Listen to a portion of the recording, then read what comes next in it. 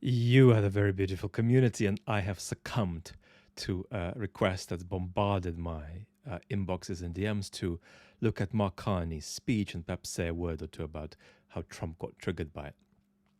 My hope was to do this in an educational way, to run the speech and then react to it almost sentence by sentence.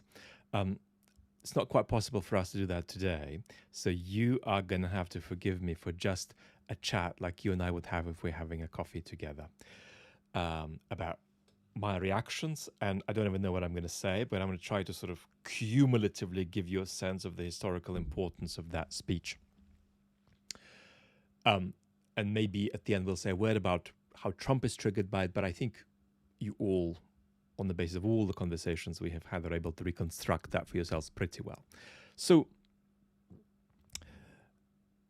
I think that one of the shocking things is a leader of a major Western state saying that the liberal international order, or whatever you want to call it, whatever order developed after the Second World War, led by the United States, was to a very large extent based on hypocrisy. It wasn't a fake in the sense that it was partly real, partly fake, but the conversation about its reality ran far ahead of practice, roughly. So Carney is saying, in a more direct way.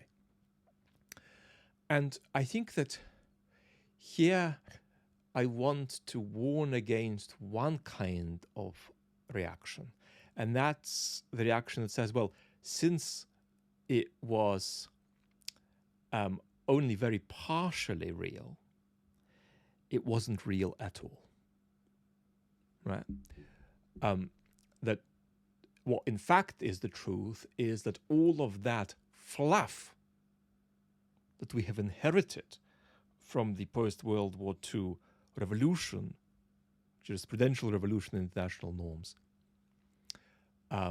all the discourse from major Western states we've inherited, all the moralized discourse of the US empire that we have inherited, that's all just froth atop a glass to be blown off to reveal a kind of, well, people are saying, realism that's no better than Putinism below. Well, first of all, Putin isn't a realist. Secondly, I'm not quite sure that what would be revealed would be realism. And thirdly, there's no such thing as realism. There are many different varieties of it. But you get the point. And it's very important to understand that just because something isn't everything that it aspired to be, it doesn't follow from that it's nothing, right? There's a beautiful line in Aristotle's Nicomachean Ethics, which says that a white thing is no more white if it is white for a day than if it were white for an eternity. And this raises a very fundamental question about hypocrisy in politics, not necessarily being a bad thing. Certain kinds of overt, conscious deceit are usually bad. But what about more complex kinds of self-deceit, whereby a person thinks and doesn't think something, a person half thinks something, a person half thinks they're committed to certain international norms, right? And then acts against them a lot of the time, but doesn't entirely abandon them. And themselves has a mixed mind about this, and indeed maybe a kind of a piously mixed mind, a mind that tells a more aspirational story about that person, that political actor's practice, than the reality of that practice would reveal. So it's very important that throughout the history of the West, some of the greatest voices we've ever had, Marx, Nietzsche, Freud, would say, or at least give us the resources to say, that certain kinds of softer hypocrisy can be constructive. because certain ways of reflecting on practice that are bogus in relation to practice as it currently might be can be constitutive, nevertheless, of an agent's motivation, of an agent's ethical economy, of an agent's disposition. So, putting it very, very cartoonishly, tendentiously, it might be better to prefer a politician with a sloppy human rights record who talks about the importance of human rights than a politician who has a very sloppy record on human rights and doesn't say anything about human rights as positive. Human rights are, of course, an unfortunate example because they're associated with globalization, something that's causing enormous resentment in our domestic societies. But just take that as an abstract example. So it's very important that you don't want to throw something away because it is dependent on an enormous amount of vomit-inducing hypocrisy.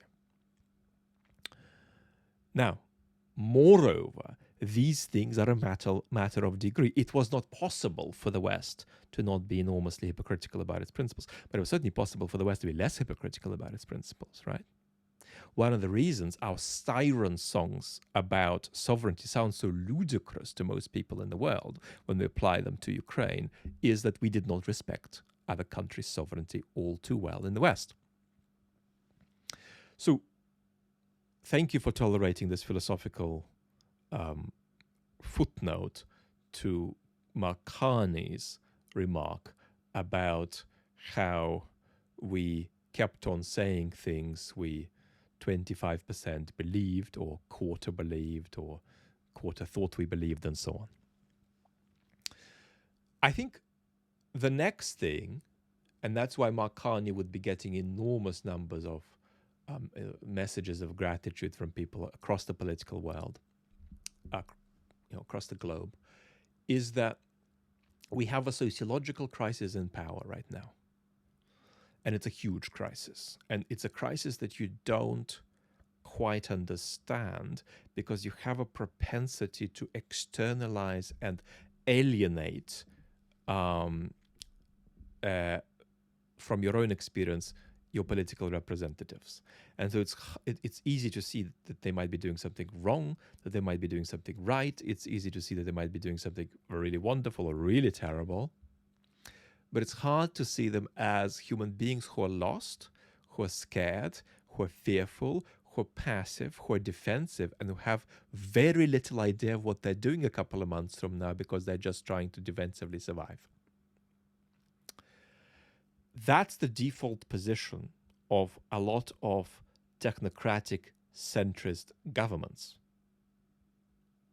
technocratic centrist leaders, of which Carney is an example. So that is a sociological catastrophe that we have in power. People are paralyzed. It's not just in political power, it's the same in the NGO world. I mean, if you have any sort of insight into the world of the CEOs of sort of big international NGOs, what do you see? You see people paralyzed. You see people preemptively conceding. You see people frozen in a kind of incapacity that stops them from reflecting on how to proactively react to the predicament they're in. So Trump's caused this paralysis. So that's a crisis.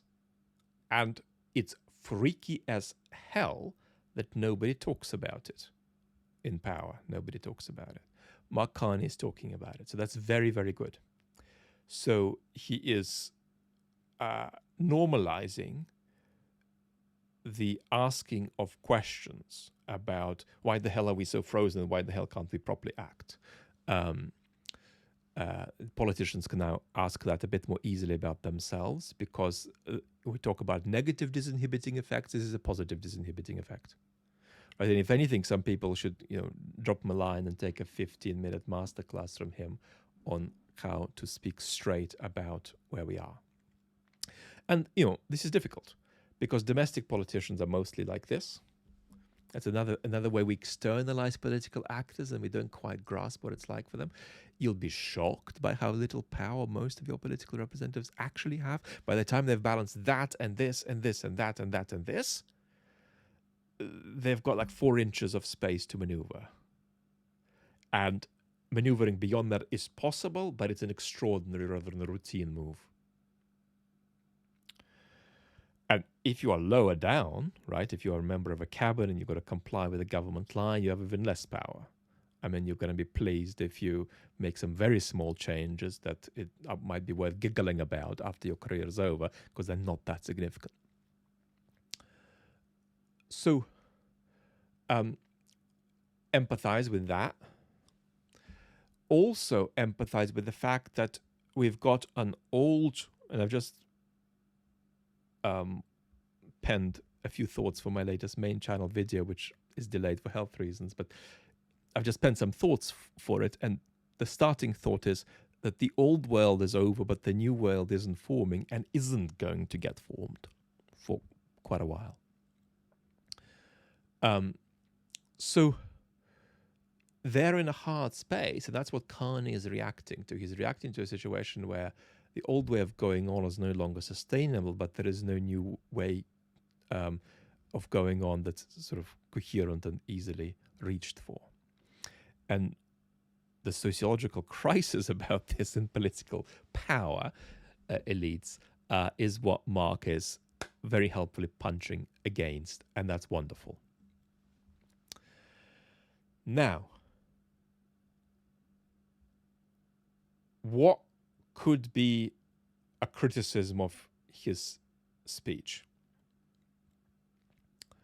Well, I think that the things I've said so far are very importantly true and importantly positive. Also, I think it is an historical speech because it's a speech that sort of grounds, the way weddings, funerals, other big events do ground us in the kind of reality where we sort of can gather together. No, we don't go to Davos, but can sort of gather together and understand, okay, we watched this 15-minute speech, and it's a symbol that we attach to the transformation that we're living through. So it has a sort of very important grounding effect as well, whatever you think of the details. So what are the criticisms? The criticisms are that Mark Carney is, first of all, proposing a kind of modus vivendi plus a bit of decency. He's not proposing even any resources for a new international order. But that criticism is, I think, more a supplement to what he said rather than the criticism of it. What would it mean to begin proposing a new international order? I think that would require producing some very realistic principles about what countries of very different kinds could agree on and indeed begin forming alliances around, begin formalizing in some way. One principle would obviously be sovereignty. Another principle would be the indivisibility of security. If you are insecure, I'm going to be insecure. Let's break down exactly what that means practically. Countries that are insecure, I don't mean that we should do that now. I mean that that's what should be broken down between countries as they discuss alliances. How, important it is to prevent countries from feeling very insecure. Countries that feel insecure often begin behaving badly,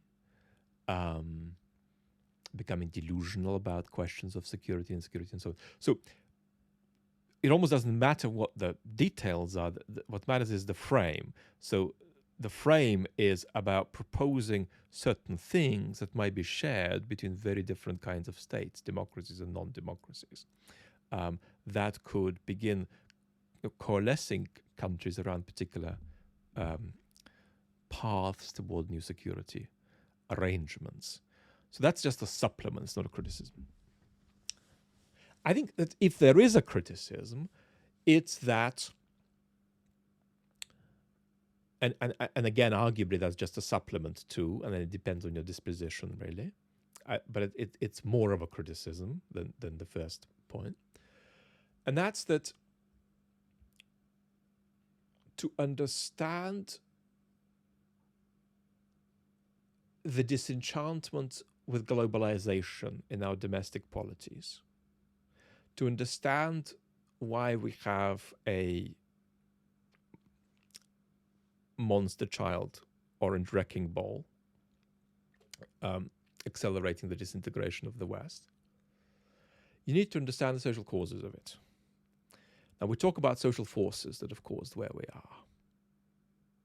We talk about economic exclusion. We talk about various forms of exclusion and alienation from participation in political process. We talk about ideologies of a very individualistic kind, about self-realization that don't go well with solidarity. We talk about social media. We talk about hyper-identity politics. The point is that a lot of these problems were produced by centrist technocratic post-war liberalism. Carney's politics.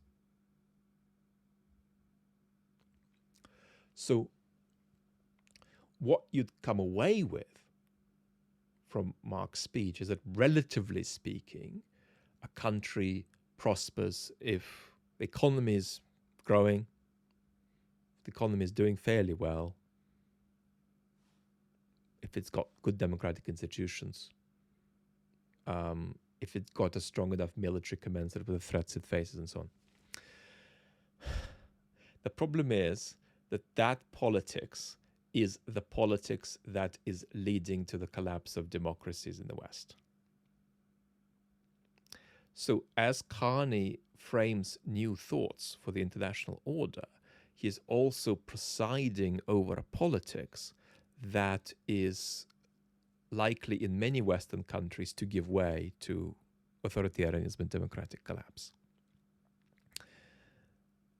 This is not a criticism that's easy to make, right? You have transformational revolutionary aspirations, get into power, you'll be in handcuffs like that and see what you can do. This is not easy. But what might it look like to understand that unless centrist technocratic liberalism reaches for more liberatory credentials, it's likely to expire, at least in several Western countries? Well, it means that you need to urgently deal with people's alienation from politics by presenting a political project that's not just managerial, a political project that says we're all in this country together, and this is what unites us, and this is who we are. Having a good economy is not who we are. It's insufficient resource for solidarity, especially if that economy profoundly excludes people and feels like it's a product of various forces that were triggered by political actors, or just happened to political actors without citizens feeling they've had any role in that. So you need something domestically big politically. You need a big domestic story about purpose. You need a big domestic story about retriggering participation in politics, reconnection with the political process among citizens. You need a big story about how you are going to, at least very partially, try to minimize the catastrophic consequences of sort of quasi-neoliberal globalization. You need a story about public good and solidarity that says what holds people together, what holds Canadians together. So you need something much, much bigger domestically for Carney's proactive and constructive and thoughtful alertness on the international stage to the new reality and the new responses required to it, for all of that to be sustainable. Because unless you try to generate a bigger project politically, domestically, you're going to end up being smart at dealing with misbehaving Trumps on the international stage, while losing power to Trumps in your domestic politics. So that's an important starter of a conversation, if you like, about what's missing from that speech. And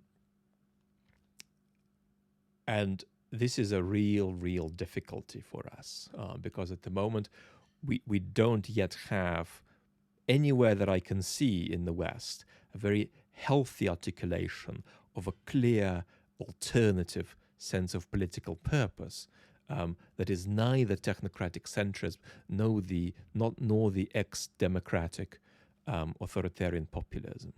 So what I'm saying is that for us to be as smart as Mark wants us to be in international affairs, we have to change something in our domestic politics, because if we don't, eventually we're going to be trying to beat off threats from outside that are the kinds of threats that we're cultivating at home anyway. Lots of love and talk very soon.